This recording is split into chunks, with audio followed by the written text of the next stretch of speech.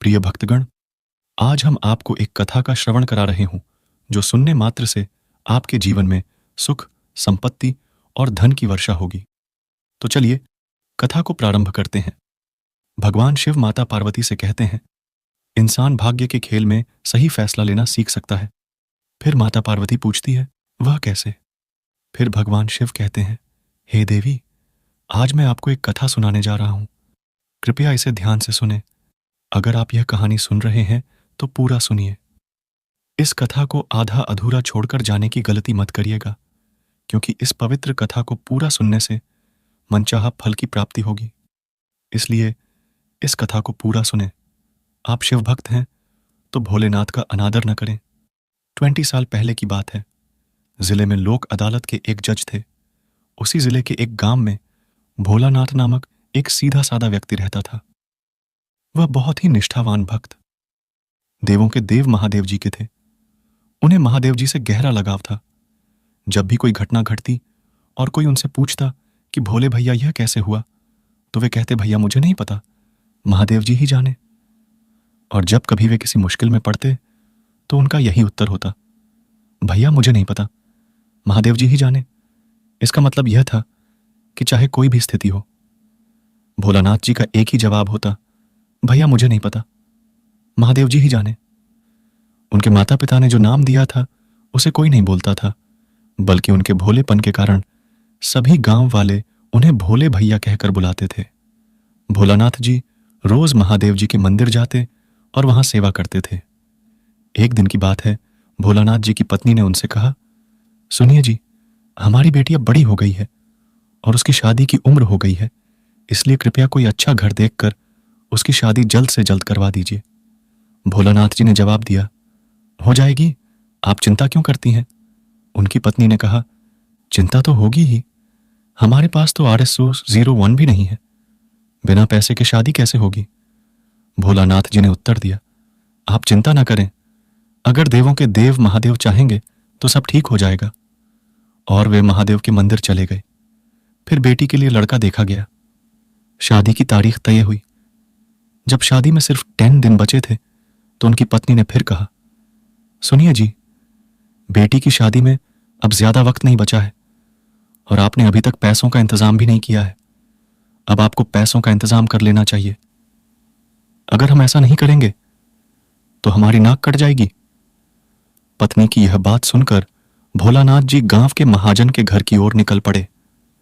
महाजन के घर जाकर उन्होंने महाजन को प्रणाम किया और जब महाजन ने उनके आने की वजह जाननी चाही तो भोलानाथ जी ने बड़ी सरलता से उन्हें बताया कि महाजन जी, मेरी बेटी की शादी है और मुझे कुछ धनराशि की जरूरत है। अगर आप मुझे कुछ धन उधार दे दें तो मैं थोड़े समय में ही आपको ब्याज सहित वह धन वापस कर दूंगा। श्रद्धालुओं, महाजन ने भोलानाथ जी को धन दिया और अपनी बही में दिनांक और भोलानाथ जी को दिए गए धन का लेखा जोखा दर्ज कर दिया। भोलानाथ जी उस महाजन से धन लेकर और उसे अपनी जेब में रखकर अपने घर की ओर चल दिए। श्रद्धालुओं, भोलानाथ जी घर पहुंचे और उन्होंने अपनी पत्नी को वह रुपये सौंप दिए। फिर वे महादेव जी के मंदिर के लिए चले गए। श्रद्धालुओं, वह दिन भी आ गया जिस दिन भोलानाथ जी की बेटी की शादी थी और भोलानाथ जी ने बड़े ही उत्साह और धूमधाम से अपनी बेटी की शादी की और उसे ढेर सारे उपहार देकर विदा किया। जब बेटी की शादी होकर वह ससुराल चली गई तो भोलानाथ जी ने अपने दोनों बेटों को पास बुलाया और कहा, बेटा, महादेव जी की कृपा से तुम्हारी बहन की शादी बहुत धूमधाम से हुई है। अब जब तुम दोनों बड़े हो गए हो तो तुम्हें अपनी जिम्मेदारियों को समझते हुए कोई काम धंधा शुरू कर लेना चाहिए। भोलानाथ जी के दोनों बेटे बहुत आज्ञाकारी थे। उनके पिता की बात सुनकर बड़े बेटे ने कहा, ठीक है पिताजी, हम दोनों भाई कल ही शहर जाएंगे और वहां कोई काम धंधा तलाशेंगे। बेटों की बात सुनकर भोलानाथ जी बहुत खुश हुए। फिर वे अपने बेटों को आशीर्वाद देकर महादेव जी के मंदिर चले गए और वहां सेवा में लग गए। भोलानाथ जी के दोनों बेटे बहुत होनहार थे। वे शहर गए और वहां जाकर उन्होंने कड़ी मेहनत की। लगभग 6 महीने बाद भोलानाथ के दोनों बेटे घर वापस आ गए और शहर से कमाकर वे बहुत सारा धन लेकर आए। वे अपने घर वापस लौटे।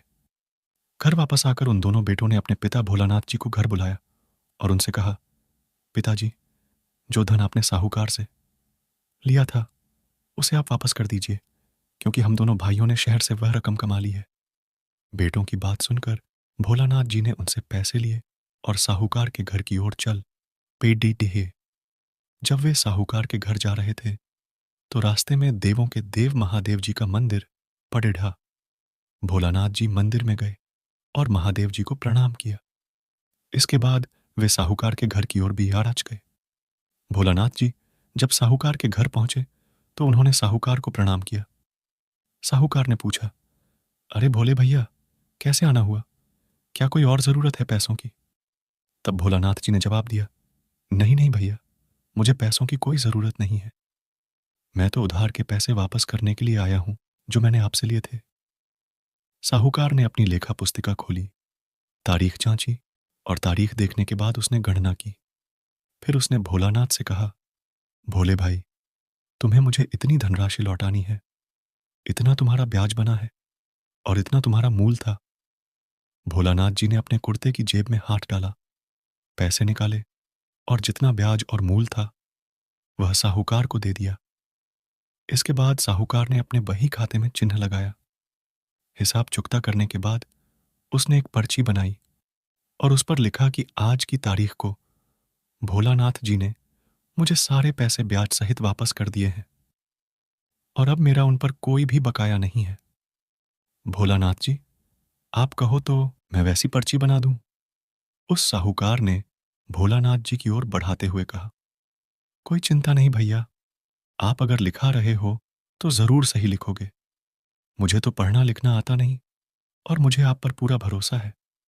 जब साहूकार ने भोलानाथ जी की बातें सुनी तो उसके मन में लालच जाग उठा। उसने सोचा कि चूंकि भोलानाथ जी को पढ़ना लिखना नहीं आता तो क्यों ना मैं उन्हें एक और नकली पर्ची थमा दूं और उसी पर्ची के बहाने उनसे फिर से पैसे वसूलो। जब उस जमींदार के दिल में बुरे विचार आए तो उसने पहले वाली रसीद को अपनी बही में रख लिया और उसकी जगह एक नई रसीद बनाई। उसने उस नई रसीद पर पेंसिल से टेढ़ी मेढ़ी लाइनें खींची और वह रसीद भोलानाथ जी को देते हुए कहा, ले लो भोले भाई, यह रही तुम्हारे हिसाब की रसीद। भोलानाथ जी बहुत सरल इंसान थे। उन्होंने वह रसीद ली और अपनी जेब में रख ली। फिर साहूकार से विदा लेते हुए कहा, ठीक है भाई, अब मुझे जाने दो, मेरे महादेव जी मेरा इंतजार कर रहे होंगे। ऐसा कहकर वे साहूकार के घर से निकले और सीधे महादेव जी के मंदिर पहुंचे। मंदिर पहुंचकर उन्होंने साहूकार से मिली, रसीद महादेव जी के चरणों में रख दी और उसके बाद वे महादेव जी की सेवा में लग गए। कुछ दिनों बाद साहूकार ने अपने एक आदमी को भोलानाथ जी के घर भेजा और उसे यह संदेश दिया कि जो पैसे उन्होंने साहूकार से लिए थे वे वापस मांगे गए हैं। जब भोलानाथ जी के परिवार को यह संदेश मिला तो उन्होंने भोलानाथ जी को बुलाया और उनके बेटों ने उनसे पूछा कि जो पैसे उन्होंने उन्हें दिए थे वे साहूकार को क्यों नहीं दिए गए। भोलानाथ जी ने अपने बेटों को गया और वहां उसने भोलानाथ जी के खिलाफ मुकदमा दर्ज करवा दिया। जब मुकदमा दर्ज हो गया तो अदालत से भोलानाथ जी को एक सम्मान आया जिसमें लिखा था कि आपको इस तारीख को अदालत में पेश होना है और बताना है कि आप साहूकार के पैसे क्यों नहीं लौटा रहे हैं। श्रद्धालुओं वह दिन भी आ गया जब मुकदमे की सुनवाई थी। भोलानाथ और साहूकार दोनों अदालत में पहुंच गए।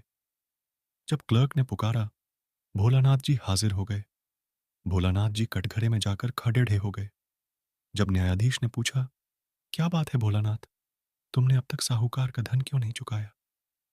तो भोलानाथ जी ने उत्तर दिया, न्यायाधीश महोदय, मैंने तो उनके हर आड़ एसवन का हिसाब दे दिया था और मुझे नहीं पता कि यह मुझ पर बिना वजह इल्जाम क्यों लगा रहे हैं। न्यायाधीश ने पूछा, भोलानाथ, जब तुमने साहूकार को पैसे दिए थे क्या तुमने उससे कोई प्रमाण लिया था? भोलानाथ ने जवाब दिया, जी हाँ, जब मैंने साहूकार को रुपये वापस किए थे तो उसने मुझे एक रसीद दी थी। न्यायाधीश ने पूछा, वह रसीद कहाँ है? क्या तुम उसे मुझे दिखा सकते हो? भोलानाथ जी ने अपनी जेब से वह रसीद निकाली जो साहूकार ने दी थी और न्यायाधीश को दे दी। न्यायाधीश ने रसीद देखी और कहा, इसमें तो कुछ भी ऐसा नहीं लिखा है जिससे पता चले कि तुमने साहूकार के पैसे लौटा दिए हैं। यह सुनकर भोलानाथ जी रोने लगे और बोले, न्यायाधीश महोदय, मैंने जो रसीद आपको दिखाई है वही साहूकार ने मुझे दी थी। इसके आगे मैं कुछ नहीं जानता। न्यायाधीश ने पूछा, भोलानाथ, जब तुमने साहूकार को पैसे दिए थे तो क्या उस समय वहां कोई तीसरा व्यक्ति भी मौजूद था? भोलानाथ जी ने जवाब दिया, जी हां, हम दोनों के अलावा महादेव जी भी वहां मौजूद थे और उन्होंने मुझे पैसे देते हुए देखा था। जब भोलानाथ ने यह बताया तो न्यायाधीश सोचने लगे कि जब भोलानाथ ने पैसे दिए होंगे तो महादेव नाम का कोई व्यक्ति वहां मौजूद होगा। न्यायाधीश को क्या पता था कि भोलानाथ जी जिस महादेव के बारे में बता रहे हैं वह तो देवों के देव महादेव हैं और सभी के पालनहार हैं।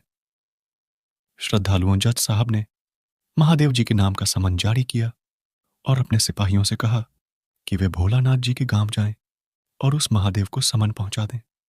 इसके बाद जज साहब ने भोलानाथ और साहूकार को घर वापस जाने को कहा और उनसे 3 दिन बाद फिर से कोर्ट में आने को कहा।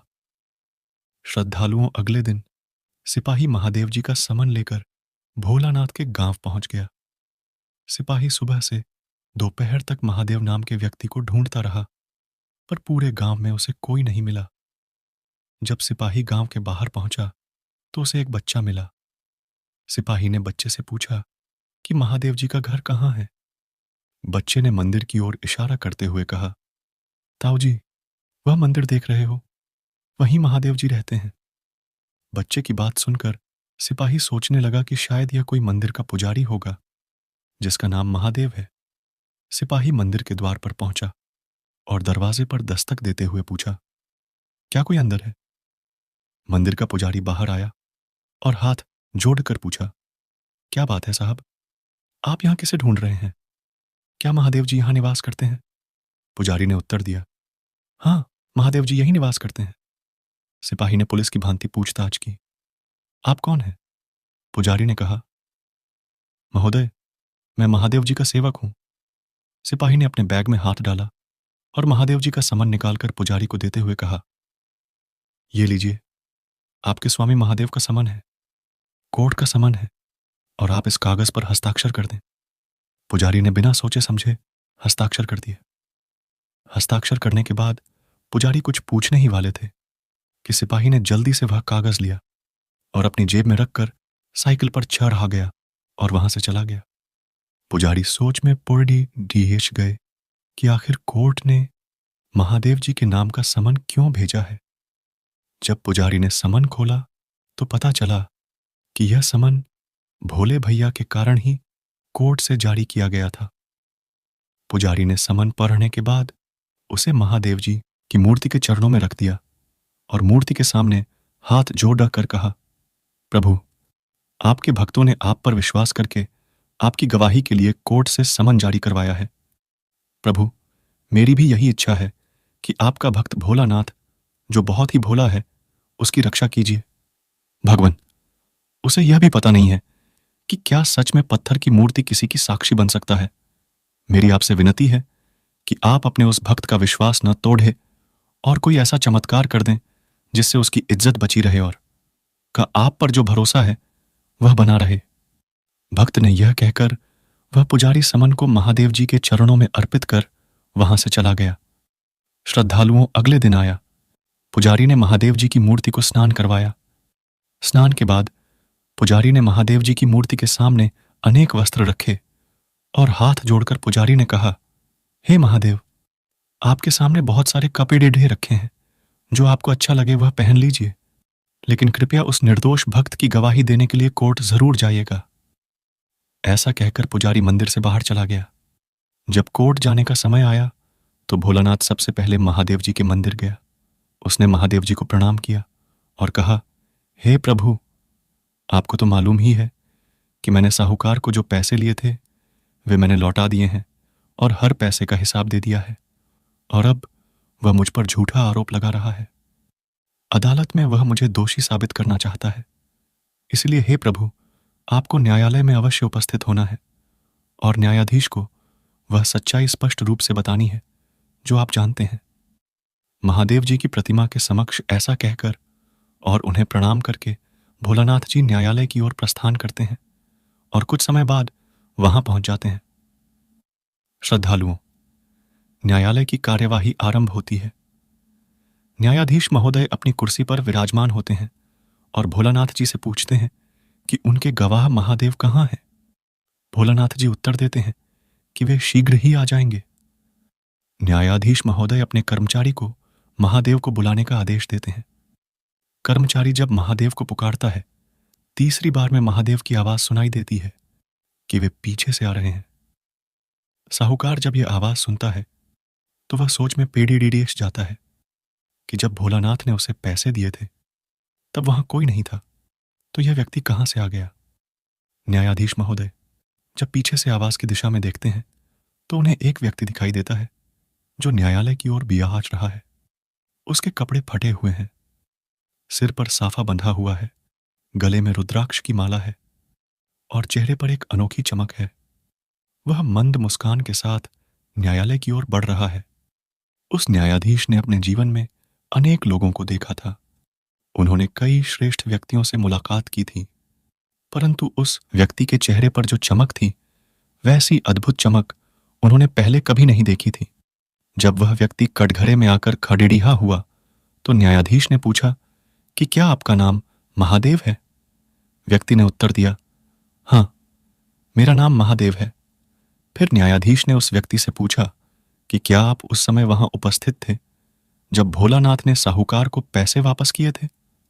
व्यक्ति ने जवाब दिया, हां, मैं वहां मौजूद था और भोलानाथ ने सारे पैसे मेरे सामने ही चुकाए थे। जब साहूकार ने उस व्यक्ति की बातें सुनी तो उसने कहा कि न्यायाधीश महोदय, यह व्यक्ति झूठ बोल रहा है। तब न्यायाधीश ने कहा, ऑर्डर ऑन ऑर्डर। साहूकार जी, जब आपको बोलने का मौका दिया जाएगा तभी बोलिए। बीच में बोलकर अदालत की कार्यवाही में बाधा न डालें। न्यायाधीश की बात सुनकर साहूकार शांत हो गया।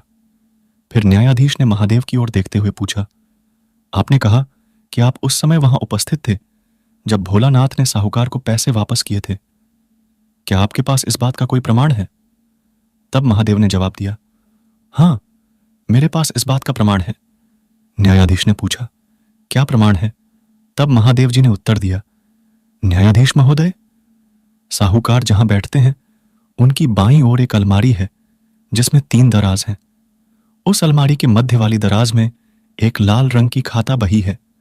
उस खाता बही के पेज नंबर 30 पर एक पर्ची है जिस पर लिखा है कि उस तारीख को भोलानाथ ने मेरा सारा पैसा ब्याज सहित वापस कर दिया है और अब मेरा भोलानाथ पर कोई बकाया नहीं है।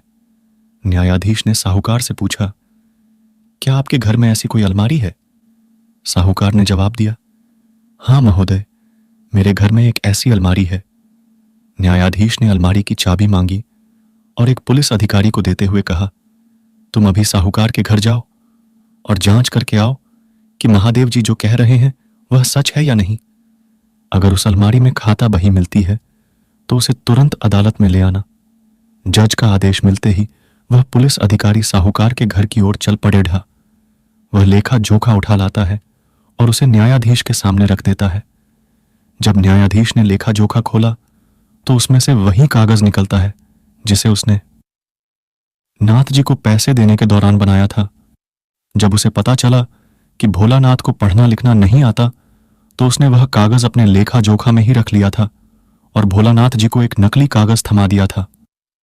जब न्यायाधीश ने वह कागज पढ़ा तो उसे समझ में आ गया कि साहूकार झूठ बोल रहा है। न्यायाधीश ने साहूकार से पूछा कि उसने भोलानाथ पर झूठा आरोप क्यों लगाया, तो साहूकार ने हाथ जोड़कर माफी मांगी और सब कुछ कबूल कर लिया। न्यायाधीश ने अपने सिपाही को आदेश दिया कि साहूकार को गिरफ्तार करो और जेल में डाल दो और भोलानाथ जी को सम्मान के साथ रिहा कर दो। जैसे ही न्यायाधीश ने महादेव जी को धन्यवाद देने के लिए उनकी ओर देखा तो वहां से महादेव जी गायब हो चुके थे। न्यायाधीश ने भोलानाथ से पूछा कि महादेव जी कहाँ गए, तो भोलानाथ ने कहा कि उन्हें बहुत सारे काम होते हैं, उनके कई मंदिर हैं और उन्हें सबकी देखभाल करनी पड़ती है, इसलिए वे चले गए। न्यायाधीश ने कहा, कोई बात नहीं भोलानाथ, अब तुम भी अपने घर जा सकते हो, और अदालती कार्रवाई समाप्त कर दी। कार्रवाई समाप्त होने के बाद उसने उस सिपाही को बुलाया जो महादेव जी को समन देने उनके घर गया था। जज ने सिपाही से कहा, भाई, मुझे उस व्यक्ति महादेव से मिलने की तमन्ना है। सिपाही ने पूछा, क्यों सर, अब क्या बाकी रह गया है? आप उस व्यक्ति से क्यों मिलना चाहते हैं? तब जज ने कहा, भाई, आज मेरे हाथों एक पाप होने से रुक गया, वरना मैं आज उस निर्दोष भोलानाथ को सबूत के अभाव में सजा दे देता। आज उस व्यक्ति ने आकर मुझे इस पाप से बचा लिया, इसलिए मैं उस व्यक्ति से मिलकर उनका धन्यवाद करना चाहता हूं। दूसरा यह है कि जब से मैंने उस महादेव को देखा है, मेरा मन अशांत है। जज की बात सुनकर सिपाही ने कहा, सर, आप सही कह रहे हैं। मैंने भी कोर्ट में कई गवाहों को देखा है, पर आज जो गवाह आया था उसके जैसा मैंने कभी नहीं देखा। तब जज ने कहा, भाई, अब देर मत कर और मुझे उस व्यक्ति के पास ले चलो। इस तरह वह जज और सिपाही उस जगह की ओर चल पड़े जहां महादेव का मंदिर था। मंदिर पहुंचने पर जब दोनों ने मंदिर में प्रवेश किया तो वे दोनों हैरान रह गए, क्योंकि मंदिर में जो मूर्ति थी उसकी ओर आज अदालत में जो गवाही देने व्यक्ति आया था उसकी छवि बिल्कुल एक जैसी थी। जब जज साहब ने देखा तो आश्चर्यचकित हो गए और उन्होंने सिपाही से पूछा कि तुमने समन किसे सौंपा था? सिपाही ने जवाब दिया कि मैंने समन उनके नौकर को दिया था। जब मैंने नौकर से पूछा कि तुम महादेव जी के क्या लगते हो, तो उसने कहा कि वह महादेव जी का सेवक है। जज साहब ने पूछा कि अब वे महादेव जी के सेवक कहां होंगे? सिपाही ने कहा, हुजूर, आप यहीं रुकिए, मैं उन्हें ढूंढ कर लाता हूं। यह कहकर सिपाही मंदिर परिसर में गया और पुजारी को खोजने लगा। कुछ समय बाद पुजारी जज साहब के सामने था। जज साहब ने पूछा कि आप महादेव जी के कौन हैं? पुजारी ने कहा, हुजूर, मैं उनका सेवक हूं। जज साहब ने पूछा कि आपके मालिक कहां हैं? मैं उनसे मिलना चाहता हूं। पुजारी ने मूर्ति की ओर इशारा करते हुए कहा, हुजूर, आपके सामने ही तो हैं हमारे मालिक महादेव जी। जो मूर्ति आप देख रहे हैं वही हमारे भगवान महादेव जी हैं और यही हमारे आराध्य देवों के देव महादेव जी हैं। जब जज साहब ने पुजारी की यह बात सुनी तो उन्होंने सब कुछ समझ लिया। उसे यह झांत हो गया था कि आज उसकी अदालत में उपस्थित होने वाला कोई और नहीं बल्कि स्वयं भगवान महादेव गवाह के रूप में अपने भक्त के पक्ष में आए थे। इस बात का पता चलते ही वह जज ने सब काम काज त्याग दिया और काशी नगरी की ओर चल पड़े। और तब से लेकर आज तक वे महादेव जी का स्मरण करते हुए काशी की गलियों में भ्रमण करते रहते हैं। इतना कहकर भगवान शिव इस कथा को समाप्त करते हैं। इस वीडियो को बोलते समय कोई त्रुटि हो तो मैं क्षमा चाहती हूं। उम्मीद है आप सभी को यह वीडियो अच्छी लगी होगी। अगर आप शिव के सच्चे भक्त हैं तो चैनल को सब्सक्राइब और वीडियो को लाइक करके कमेंट में हर हर महादेव लिख दीजिए।